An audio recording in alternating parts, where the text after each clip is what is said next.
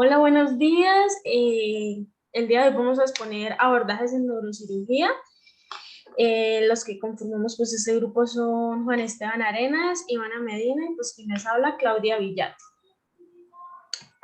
En esta primera parte vamos a hablar sobre qué es una craniotomía. Bueno, este es un procedimiento quirúrgico en el cual pues se realiza una ventana o un colgajo óseo.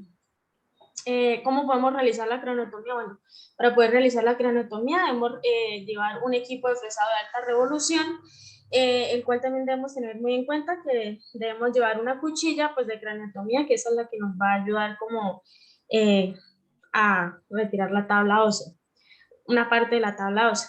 ¿En qué casos podemos realizar una craniotomía? En tumores cerebrales o también para obtener una biopsia del cerebro, traumatismos cerebrales, coágulos, en el caso de hidrocefalia, para poner la válvula de Hawkins, y pues en infecciones, y entre otras cosas.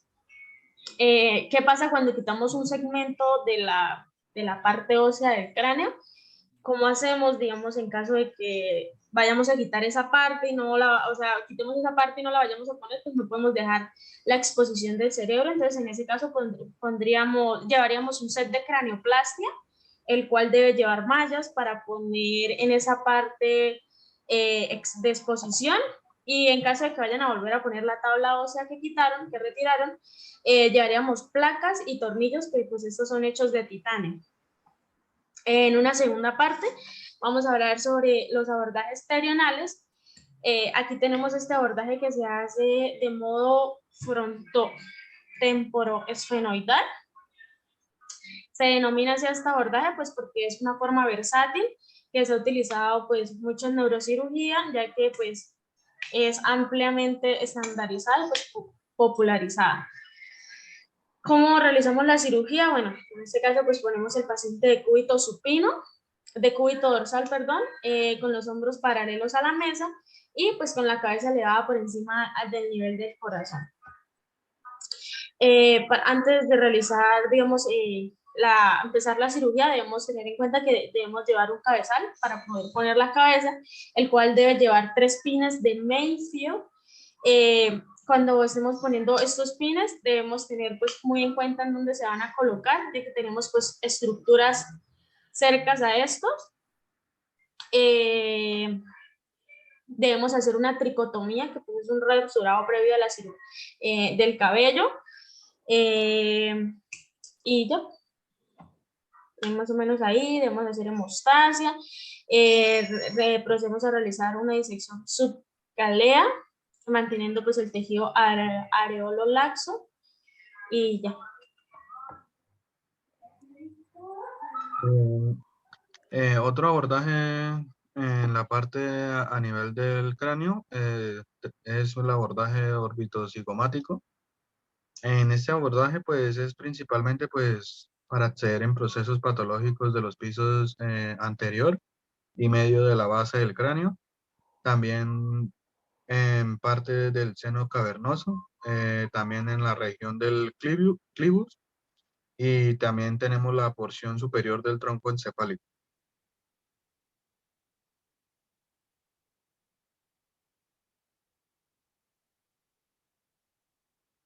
Eh, pues también se retira gran parte de las paredes, la superior y la externa de la órbita, también con el fin de aumentar pues la exposición anteroposterior y la cefalocaudal, pues de las partes blandas de lo quirúrgica.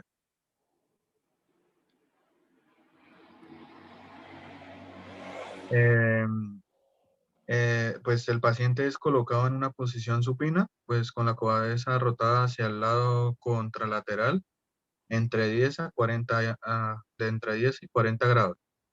De acuerdo al tipo de lesión, pues asimismo la cabeza es extendida y separada del hombro.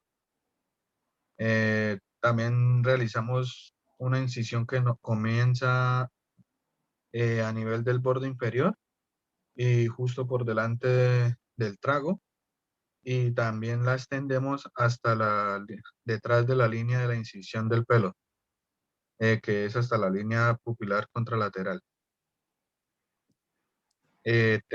Pues comenzamos con una disección subgaleal. También esta se reconoce más como tejido graso por arriba de la aponeurosis temporal. Tenemos que aproximadamente, pues, corresponden adecuadamente con con el cuarto anterior del músculo temporal y también está ubicada delante de la rama frontal de la arteria temporal superficial. Eh, También se incide, pues, la hoja externa de la aponeurosis eh, junto con la grasa interfacial y se avanza en este plano, pues, para proteger la rama frontal del nervio facial. En el arco cigomático, pues, se seccionan con dos cortes verticales, uno posterior y otro por delante de la articulación temporomandibular, realizando otro anterior justo por detrás de la unión del arco cigomático con el hueso cigomático.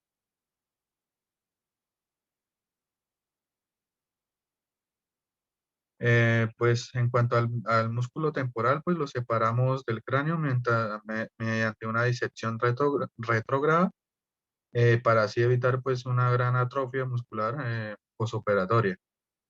Así el músculo es llevado hacia abajo y pues deja un espacio de un arco cigomático seccionado. En esta maniobra pues se permite exponer el piso de la fosa media, pues en gran parte de su totalidad y se procede a realizar la craniotomía. En cuanto al abordaje endonasal transfenoidal, eh, pues nos permite un acceso a la base del cráneo a través de la cavidad natural. Mediante él, pues podemos acceder a patologías pues, que afectan tanto las fosas anteriores, media y posterior. También el paciente lo colocamos en decúbito dorsal y se procede pues, a comenzar el abordaje. Este abordaje principalmente cuenta con tres fases, que es la fase nasal, fase esfenoidal y fase celar. Y por último, pues tenemos la fase de reconstrucción. Bueno, el abordaje en fosa posterior retromastoideo. En esta se logra la exposición de la región del ángulo pontocerebeloso, en donde están los nervios craneanos 5 al 11, el tronco cerebral, la cara petrosa del cerebelo y fisuras cerebelopontina, arterias cerebelosas y conducto auditivo interno. Para la realización de este se han descrito tres posiciones principales: del cúbito supino, en donde este está con la cabeza rotada totalmente contralateral, en banco de plaza y en posición semisentada. La cabeza del paciente debe ser fijada en un cabezal de 3 pines. Los pines son llamados Mayfield y seguir 3 movimientos. A, flexión en el plano anteroposterior hasta poder lograr una distancia de 2 traveses de dedo o inclinación entre la mandíbula y el cuello, con el fin de aumentar el ángulo, teniendo en cuenta que la flexión exagerada pues puede generar compresión yugular. B, rotación homolateral al abordaje y a la lesión para poder exponer el ángulo pontocerebeloso. Y C, la ligera extensión lateral de la cabeza, donde se logra una leve inclinación del vértex de la vértebra. La incisión se realiza en forma vertical desde la parte superior del pabellón auricular hasta por debajo de la punta de las apófisis mastoides, 2 centímetros. Y para predecir en forma aproximada el recorrido del seno transverso, se pueden dividir la oreja en 4 cuartos. El borde inferior del seno transverso, cerca de su unión con el seno sigmoides, se ubica aproximadamente a nivel de la unión del primer cuarto con el segundo. En la mitad superior de la incisión se llega inicialmente hasta el plano óseo y se continúa en un plano más superficial, incidiendo la capa muscular a medida que descendemos en la incisión. Después la disección se profundiza separando en plano muscular de la escama occipital. Ahí es donde se crean dos colgajos miocutáneos. Y se continúa con la disección subperióstica hasta poder exponer el sector posterior de la ranura digástrica y la base de la apófisis mastoides. Luego se procede a identificar varios puntos de referencia que deben ser expuestos tras la disección. Y estos son el asterión, la ranura digástrica y la apófisis mastoides. Y de aquí se comienza a realizar la craniotomía.